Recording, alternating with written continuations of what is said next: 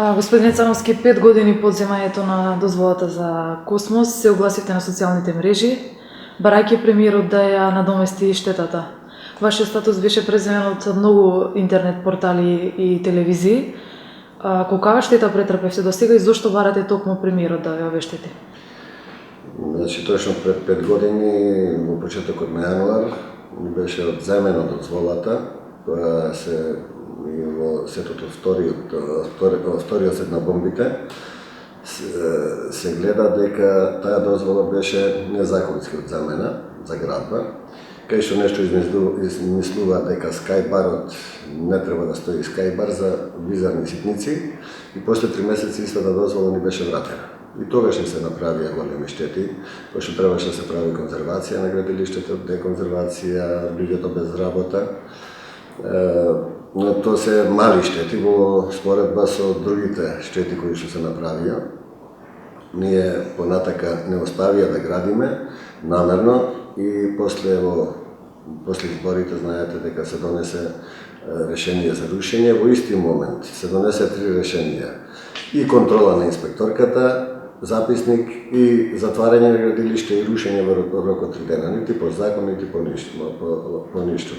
Значи, таа инспекторка прво и не беше надлежна од закон тогаш, во тој момент, после го смена законот.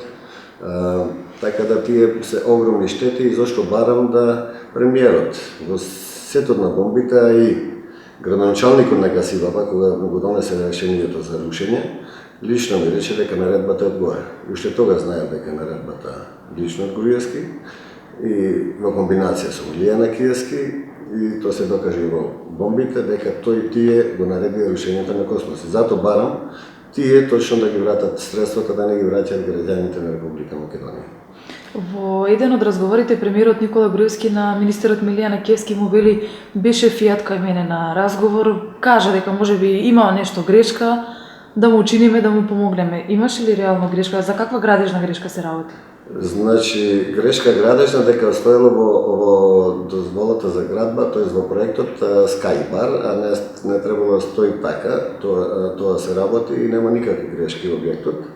Вие ако сакате можете и на терен да видите дека доколку ние кога се добиват градежна дозвола се добиват услови за градба. Условите за градба се добиваат хоризонтални коти и вертикални коти. Општината нити ден денес нити тогаш немат направено булевар или улици за да имат висински коти. Така да нема никакви грешки во градбата на објектот.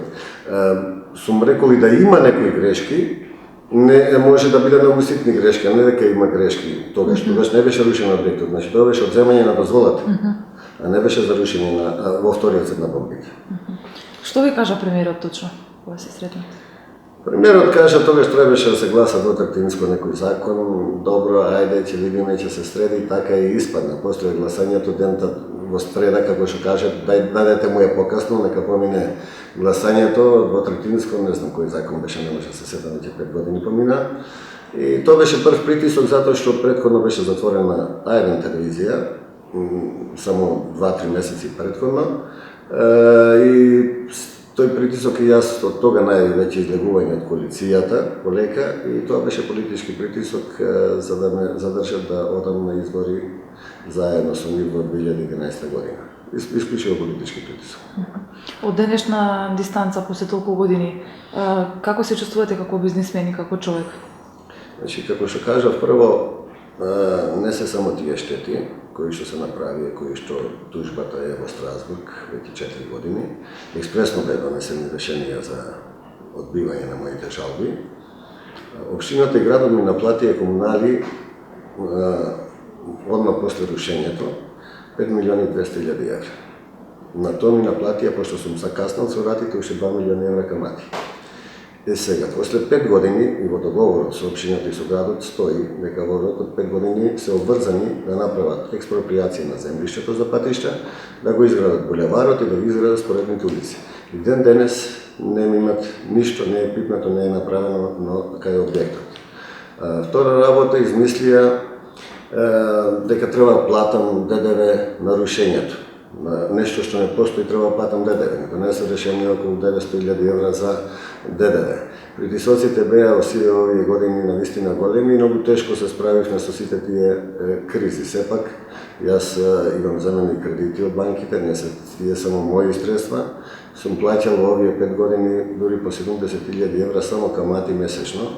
Значи, многу тешко се издржа и многу големи притисоци имаше на сите други бизнеси. Тоа се одрази и на работата и на универзитетот и на многу други работи што сме работили. Како се чувствувавте кога ги слушавте бомбите, вие и вашето семејство? Добро, видете, не е угодно да се слушне како некој се поигрува со целокупниот мој живот. Прво, пред све, јас гледам и на социјалните мрежи некои кои што се блиски до власта, па прашуваат од каде му се парите на Фијат, прво треба да се направи, да се провери. Јас и кажав дека во 2010 година прв сум од пратениците кои што се правило потекло на имот. Значи, комплетно мој капитал, тоа што сум го заработил, е опорезан и сум платил данъци. Имам решение ту превоземни приходи, дека целокупниот мој имот е чист и немам ништо на црно работено. Како може да се чувствува човек кога нешто му се руши, што све што работел, јас имам 37 години работен стаж, сум вложил во тој голем проект и кога ги слушаш дека некој се поигрува, се смее со сето тоа што сум го направил и што сум сакал да направам нешто подобро, е мизерно и навистина дури поголем дел од фамилијата им плаче кога ги слуша бомбите и навистина неугодно се слушнат како некој така се смее, се поигрува со целокупниот живот на не само на мене и на мојата фамилија, на многу фамилии кои што работат, кои екзистираат покрај мене. Јас неколку стотини вработени имам. Сето тоа се во овие години се одрази на сите нив. Тешко беше заплати да се дава и се уште е тешко, затоа што притисоците не прекинаа само со тоа рушење. Имате и денес некакви притисоци? Сега што требат повеќе притисоци, уште да не зема да не затворат на сите и толку. Мислам, притисоците тие се, има притисоци од секако од банките, имавме притисоци, добро е што успеав некако да ги решам ова лето тие притисоци. Се повторно кажувам дека другиот капитал што го имаат го проценија на некои си 10 пати помалку од вредноста. Имаше извршители и кои што проценки да ги направија реална вредност, да речеме зградата на фронт 30.000 квадрати коштат 3-40 милиони евра, па другите објекти све го проценија све вкупно на 9 милиони евра. Сакаат да се распродаде за багатела све. Тоа се уште и ова година ще се многу големи притисоци. Се одеше до крајност. Сепак успеав со помош на пријатели, на роднини да вратам дел од средствата во банките, за да не дојде до продажба на секупниот имот за багатела. Дали ги исцрпивте сите правни инстанции во државата? Значи, за рушењето, околу рушењето ги исцрпивме сите инстанции, уште тогаш, во рокот месец дена не одбија управен и виши управен суд и со тоа имавме можност да правиме тужба до Страсбург и така и направивме. За другите тужби што ги имавме, автоматски сите се одбиени или се негативни. Прво и за штетите на изведувачката фирма, околу 1,5 милиони евра беа штети направени, имаме и снимки комплет за тоа. Целокупните опреми, оплати, све што имаше таму беше искршено. Стресно не одби за тоа.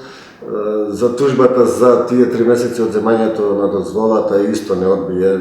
Викаат дека било дива градба, а за дозволата тужиме која истата е вратена и за тие штети тужиме и судовите се дефинитивно политизирани максимално.